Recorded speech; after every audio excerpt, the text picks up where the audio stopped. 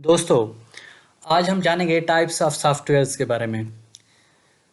सबसे पहले जानने की कोशिश करते हैं कि ऑपरेटिंग सिस्टम क्या है। ऑपरेटिंग सिस्टम हमारे पास एक सॉफ्टवेयर है जो कि कंप्यूटर के हार्डवेयर को मैनेज करता है। कंप्यूटर के हार्डवेयर और एंड यूज़र के साथ कम्युनिकेशन में ये हेल्प करता है।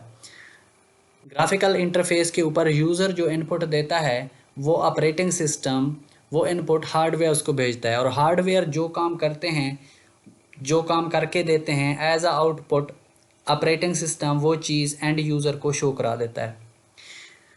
ऑपरेटिंग सिस्टम में विंडोज़ ऑपरेटिंग सिस्टम है, मैकिन्टॉश एप्पल का ऑपरेटिंग सिस्टम है, एंड्रॉयड ऑपरेटिंग सिस्टम है, लिनक्स ऑपरेटिंग सिस्टम है, एमएस डॉस है।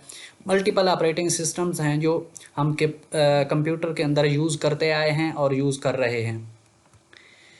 इसके अलावा डिवाइस ड्राइवर्स हैं। डिवाइस ड्राइवर्स क्या होते हैं?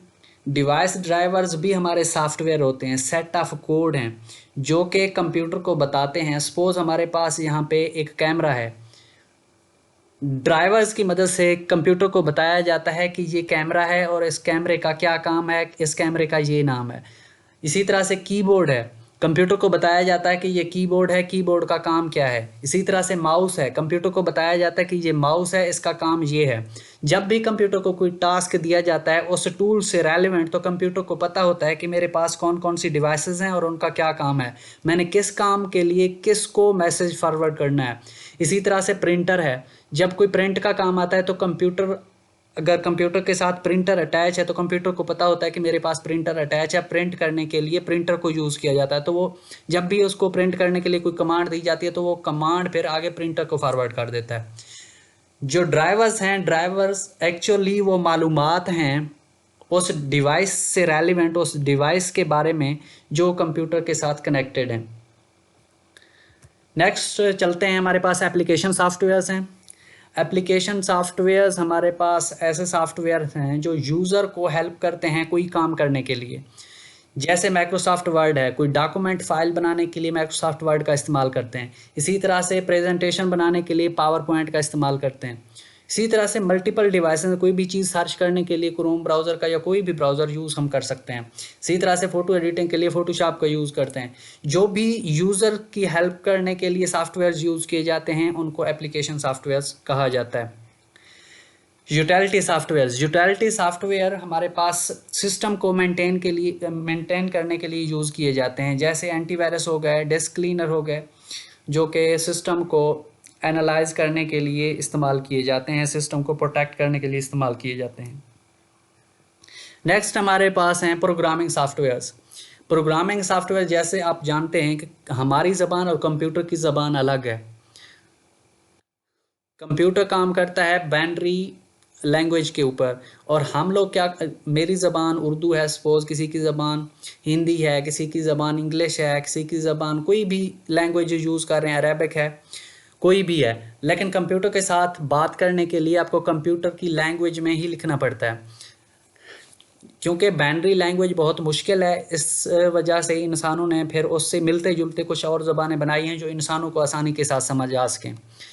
सपोज प्रोग्रामिंग लैंग्वेजेस हैं, HTML हो गया, CSS हो गया, इसी तरह से PHP, जावा, C++, मल्टीपल लैंग्वेजेस हैं कंप्यूटर के, जो कि कंप्यूटर से बात करने के लिए इस्तेमाल की जाती हैं। कंप्यूटर तो बाइनरी लैंग्वेज को समझता है, लेकिन इंसानों के समझने के लिए इन लैंग्वेजेस को इस्तेमाल किया जाता है। फिर उन लैंग्वेजेस को मशीनों की मदद से कन्वर्ट करके बाइनरी में कन्वर्ट किया जाता है। कंप्यूटर जो आउटपुट देता है वो बाइनरी में देता है, फिर उसको कुछ जो सॉफ्टवेयर्स होते हैं, कंपाइलर होते हैं, उसको कन्वर्ट करते हैं ह्यूमन से मिलते जुलते लैंग्वेजेस में, जो इंसानों को आसानी के साथ समझ आ सकें।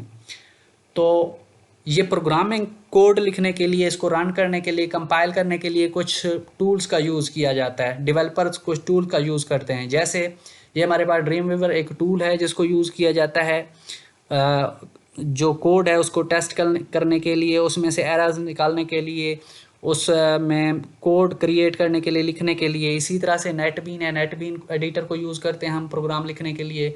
डेव C++ है, इसको हम यूज़ करते हैं एज आ एडिटर या एज आ कंपाइलर यूज़ करते हैं।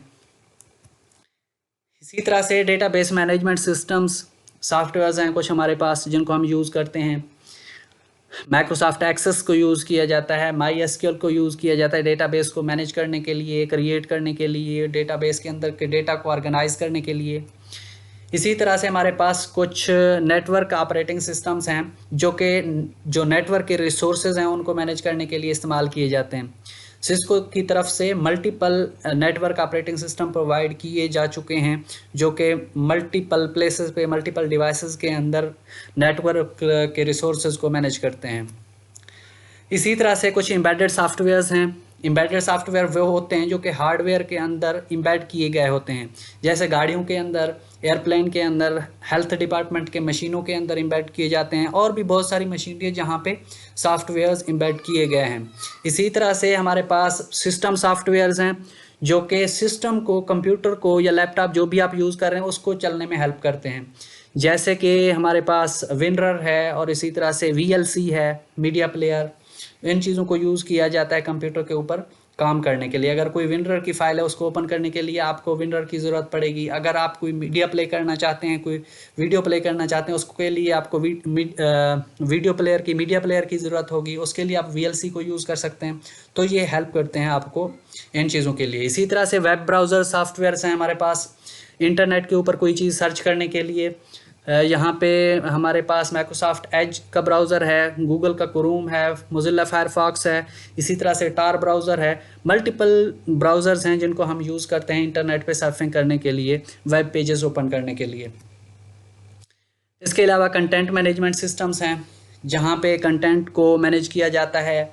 हमारे पास विबली है, वर्डप्रेस है, विक्स है, ये इसकी एग्जांपल्स हैं जिनकी मदद से हम कंटेंट को मैनेज करते हैं। इसके अलावा एजुकेशनल सॉफ्टवेयर्स हैं, लर्निंग पर्पज़ के लिए इनको यूज़ किया जाता है। एजुकेशनल इंस्टीट्यूट के अंदर ऑनलाइन यहाँ पे जब कुछ लोग पढ़ाते हैं तो वहाँ पे इन टूल्स की ज़रूरत पड़ती है। गूगल मीट है हमारे पास, लर्निंग मैनेजमेंट सिस्टम है, LMS बोला जाता है, जिसको गूगल मीट का इस्तेमाल किया जाता है। स्पेशली इन चीज़ों का इस्तेमाल कोविड के दौरान बढ़ा, जब सारे लोग घरों में बैठ गए तो ऑनलाइन एजुकेशन की ज़रूरत पड़ी। यहाँ पे गूगल मीट ने और गूगल क्लासरूम ने बहुत ज़्यादा लोगों की हेल्प की। इसी तरह से हमारे पास कुछ ग्राफिक सॉफ्टवेयर्स हैं, ग्राफिक एडिटिंग करने के लिए, उनको मैनिपुलेट करने के लिए। उसके लिए हम लोग कोरल ड्रा का यूज़ करते हैं, एडोबी इलस्ट्रेटर का यूज़ करते हैं, फोटोशॉप का यूज़ किया जाता है ग्राफिक्स के लिए, इमेजेस को एडिट करने के लिए, ग्राफिक डिज़ाइनिंग के लिए, वीडियो एडिटिंग के लिए हम लोग प्रीमियर प्रो का इस्तेमाल करते हैं। इसी तरह से आफ्टर इफेक्ट का इस्तेमाल किया जाता है। मल्टीपल कंप्यूटर सॉफ्टवेयर्स हैं जो कि ग्राफिक्स को डील करते हैं, तो उनको हम लोग ग्राफिक्स सॉफ्टवेयर्स कहते हैं। उम्मीद है कि सारी चीज़ें आपको समझ आ गई होंगी। अगर किसी का कोई क्वेश्चन है तो कमेंट बॉक्स में पूछे, मैं आंसर करने की कोशिश करूँगा। Thank you so much.